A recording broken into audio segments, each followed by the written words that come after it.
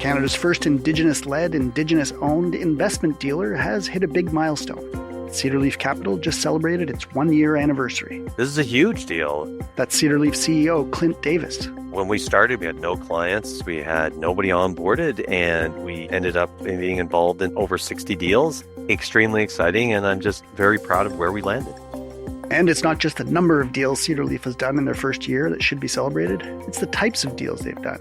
An investment dealer basically helps institutional clients like companies and governments to raise capital through buying and selling things like stocks or bonds, among other financial instruments. And Cedar Leaf, under the leadership of Clint, who himself is Inuk from Nunutziavut in Labrador, is focused particularly on working with Indigenous communities to help increase their representation in these types of debt capital markets. And in its first year, Cedar Leaf has also done something else historic. It's created an all-Indigenous trading desk. And that I'm incredibly proud of. Not only do we want to be able to provide value for both our clients as well as our shareholders, we are committed to Indigenous inclusion. And Clint thinks when it comes to Indigenous economic inclusion and reconciliation, we've just seen the tip of the iceberg. We've made a determination, and this is conservative, that there's at least $80 billion of Indigenous capital that exists in Canada right now, with the expected growth to be another $60 to $70 billion over the next 10 years. And I just think that's a really, really exciting thing to see. So Clint will walk us through the ups and downs of Cedar Leaf's first year, the state of Indigenous economic reconciliation, what role organizations like Cedar Leaf play in that, what the next year might hold, and more. I'm Stephen Maurice, and this is Perspectives.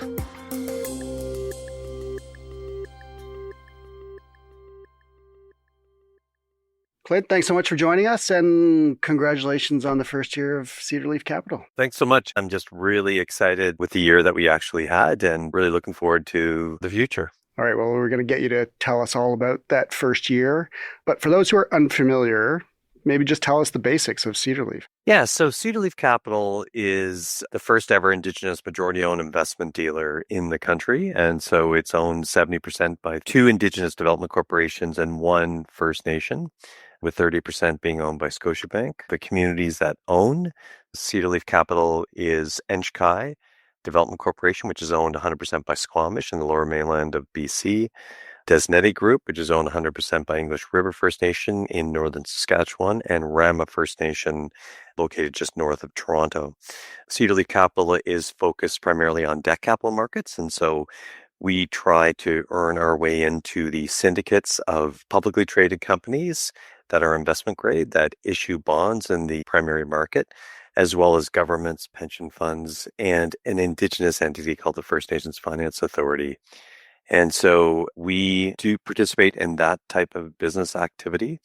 We also have a relationship with Fidelity Clearing Canada, so they provide us with middle and back office support, help us to kind of complete our trades, and we have an administrative agreement with Scotiabank as well.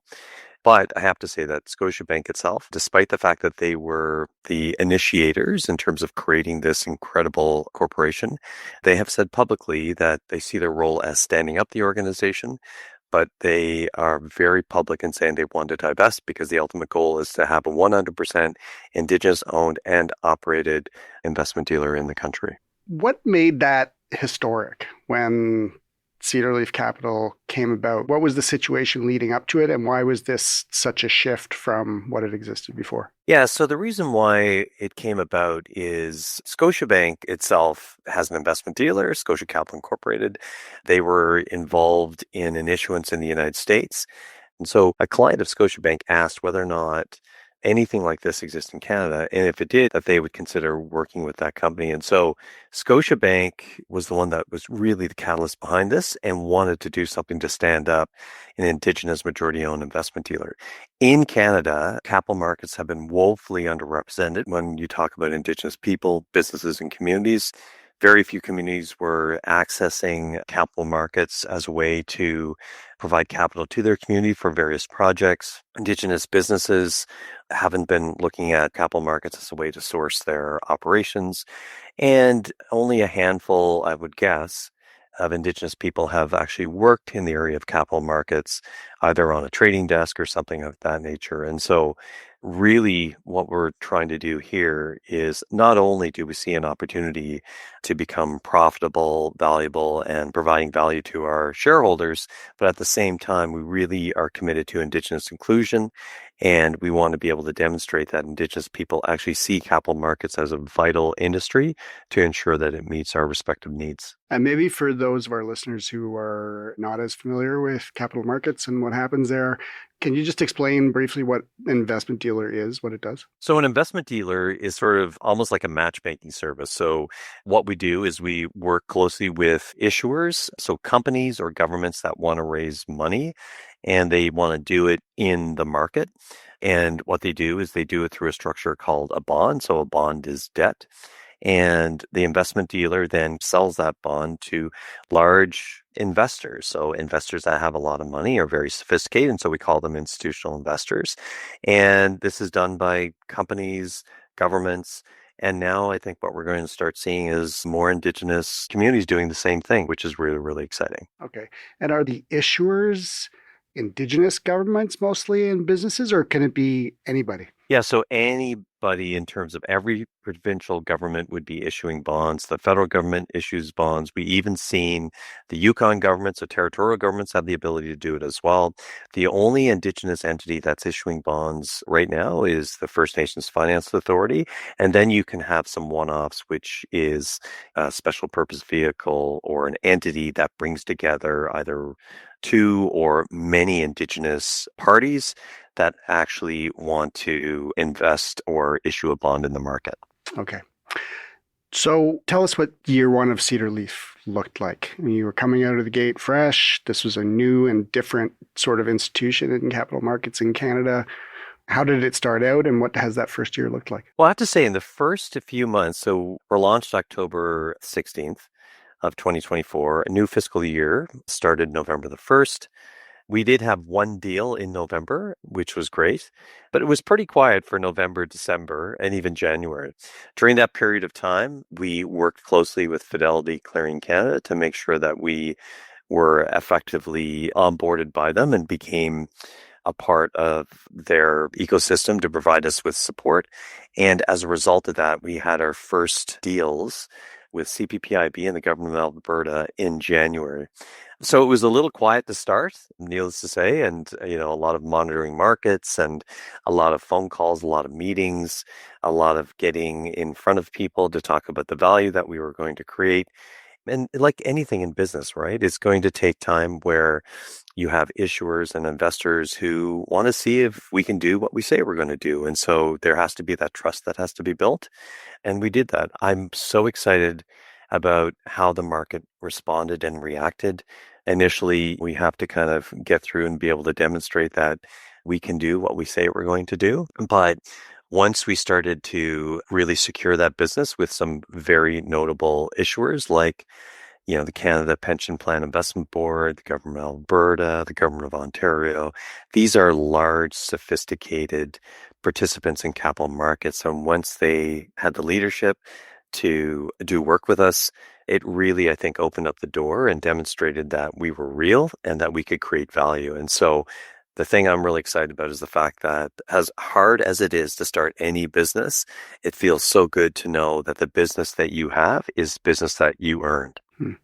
So I guess as with any business, it starts to some extent around building relationships. As you said, going out and you're having those meetings, you're making those phone calls, and I guess getting some of those really big players in to do business with you fairly quickly, I imagine. I mean, that's a pretty impressive start. Must have just really got you going for the rest of the year. Yeah, so we've been operating effectively for 10 months, Mm-hmm. and we've been involved in over 60 transactions with 13 major issuers, Wow. 5 governments, a pension plan. We've had the opportunity to be involved with the First Nations Finance Authority, which is the only Indigenous entity that issues bonds on a regular basis and provides capital to First Nations for a variety of different reasons, anywhere from participation in commercial activities to infrastructure and so on. And then 13 to 14 corporate issuers at the same time. So a lot of activity, a very good response by the market. And we were doing this with a very small team. There's only 8 of us. We Wow. have a fixed income trading desk. So those are the individuals that are actively involved in those transactions to make sure that in instances where we take the bonds and sell them, that transaction happens seamlessly. It's an all-Indigenous trading desk. Hmm. And so that is just in and of itself historic. When we started, we didn't have our folks being registered with the regulator. Our head of debt capital markets was, but they had to be trained, mentored, and supported. And their performance has been fantastic. And we've been able to earn the trust of the companies and the governments that we're working with. So you very intentionally went out looking for Indigenous people to bring onto that team, I guess. Yeah, right into our mission that not only do we want to be able to provide value for both our clients as well as our shareholders, we are committed to Indigenous inclusion.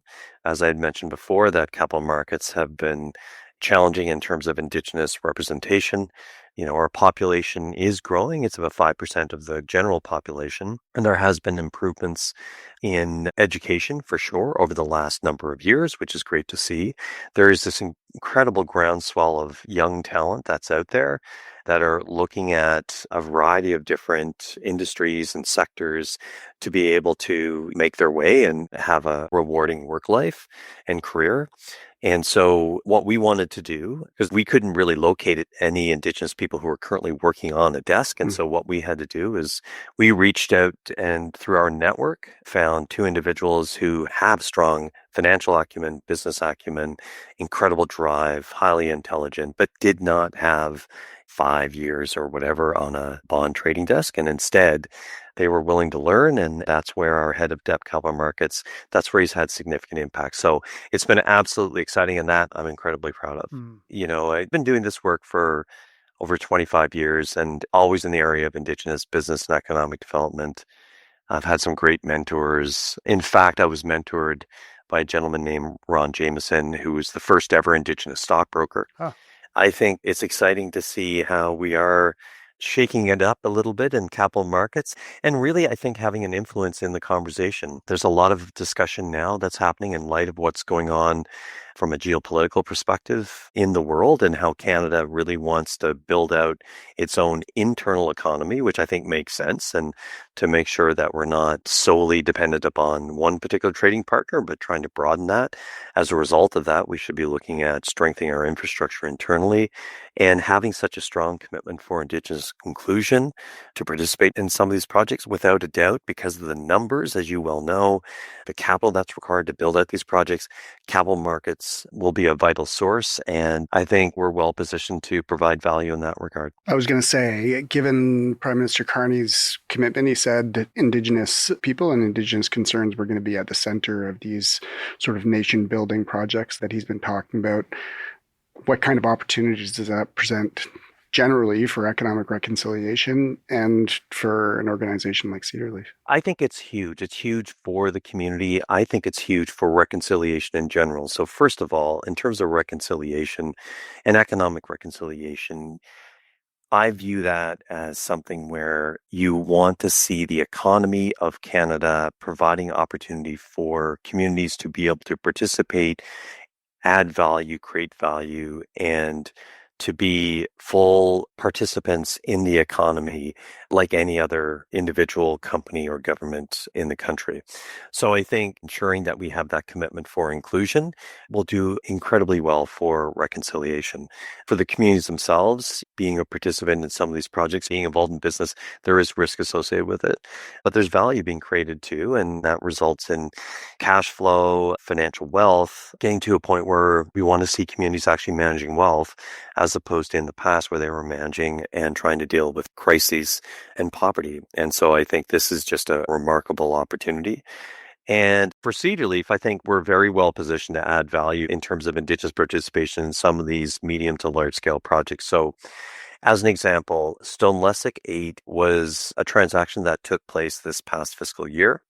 It included 38 First Nations from British Columbia that decided to purchase 12.5% of an equity position in an LNG pipeline with West Coast Energy.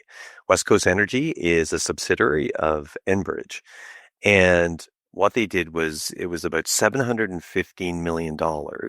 And so the decision was to split that large amount of capital into two. So they first had $400 million, and that was guaranteed by the Indigenous Federal Loan Guarantee Program. So it was the first transaction for the Federal Loan Guarantee Program. And they had 315 million, or the remainder of the equity position that wasn't guaranteed. These two respective bonds were issued in the primary market, and we were included in the non-guaranteed portion of $315 million. What was exciting about that was when these two bonds went to market, the one that we were involved in actually was what's called 10 times oversubscribed, which means that the demand from large scale investors actually was 10 times more than what the amount was offered. And so to me, I just thought that was extremely exciting to see how the capital markets investor community, they actually want to become involved in institutional and indigenous opportunities that exist for this country. We've had discussions with institutional investors almost on a daily basis. One thing to consider is the fact that communities over the last, say, 25 years or so have been accumulating wealth. And that wealth is primarily from the resolution of land claims, from different economic opportunities such as mining, oil and gas, and so on. And we've made a determination, and this is conservative, that there's at least $80 billion of Indigenous capital that exists in Canada right now, with the expected growth to be another $60 to $70 billion over the next 10 years. That's significant capital. So all of this is managed by a variety of different institutional investors and then other institutional asset managers as well. Many of those we actually have a relationship with. And so they're actually starting to think about, because they represent, a significant amount of Indigenous capital, what can they do to deploy such capital into these Indigenous opportunities?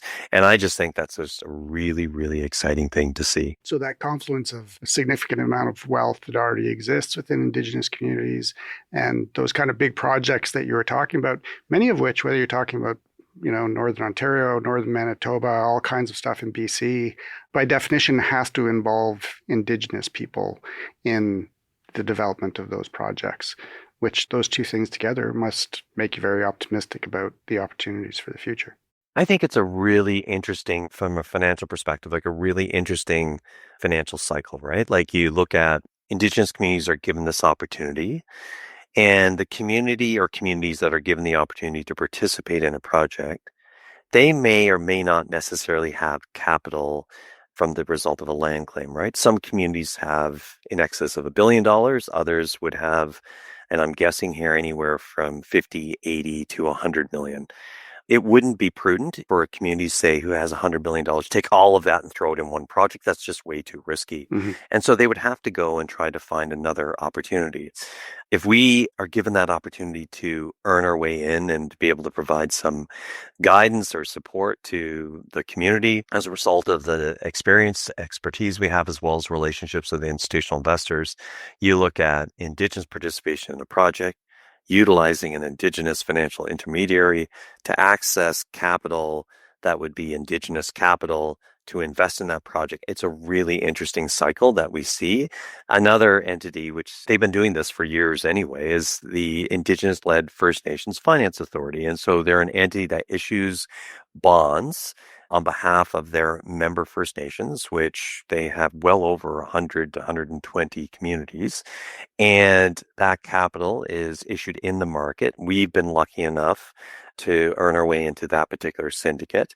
And that capital goes back to communities for the benefit of those communities to participate in a variety of different projects. And so I just think that is the remarkable template that we're going to see to ensure that we have that bridge of capital markets and institutional investors going into communities to reach and meet their financial dreams. We talked a little bit about economic reconciliation in general, like all of those things that you just talked about, which sound like opportunities.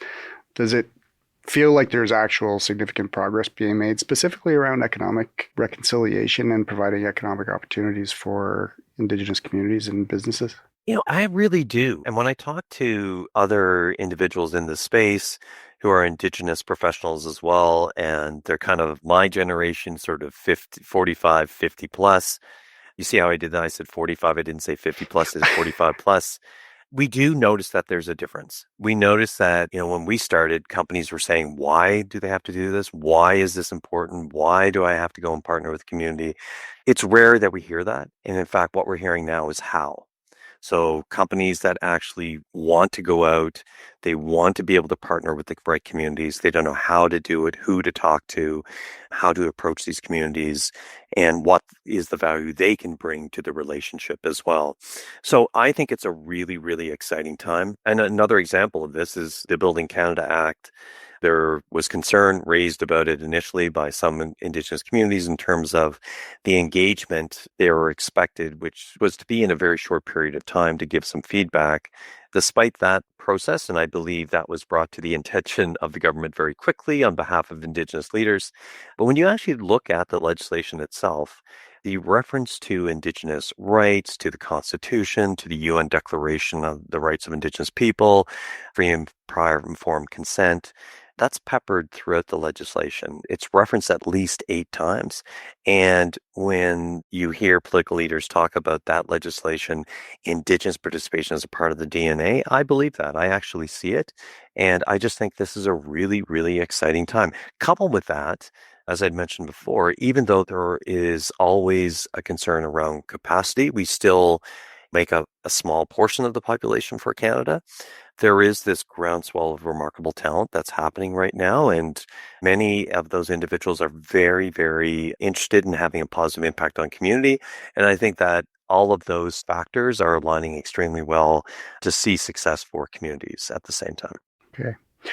When it comes to Cedar Leaf specifically over the course of the last year, any unexpected challenges that you faced or lessons that you learned taking into the second year? Yeah, I think the challenge is just some of the learning where I think the participants in capital markets themselves, I think there is a bit of a learning, but there's a remarkable willingness to learn as to what is the opportunity with Indigenous. I just recently participated in a conference with DBRS Morningstar, which is a major rating agency in the country. They do an annual conference. They had a section on Indigenous finance, which I think is great. Again, 5-10 years ago, you'd never see that. And it's genuine, it's authentic, and it's real. And so I think that's absolutely exciting. Some of the challenges, look, when you want to kind of get things up and running, systems, operations, processes, everything's going to take a little bit longer than you anticipate. We're doing something new. It's different. It's a new type of relationship. It's learning for our shareholders. It's learning for our staff. But I think when I look at my team, I'm so happy and grateful on how patient they are, how enthusiastic they are. I'm pretty confident everyone's committed to the vision to be able to have and to create that value for the country, to change the narrative as to what Indigenous people can actually do when we talk about capital markets. And I'm so happy with where the year landed. The learning that we're going to take from that is we'll kind of implement that and push really hard for the upcoming year. Okay.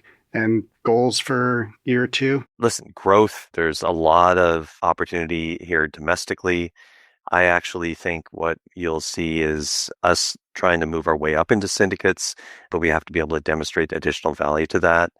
I think with the advent of the loan guarantee programs, as well as that commitment on the part of the Government of Canada and other provincial governments too, to really start identifying major projects, I think there will be an opportunity for us to enhance our value to project proponents as well as Indigenous governments. And yeah, I can see Cedar Leaf continue on for a very, very long period of time.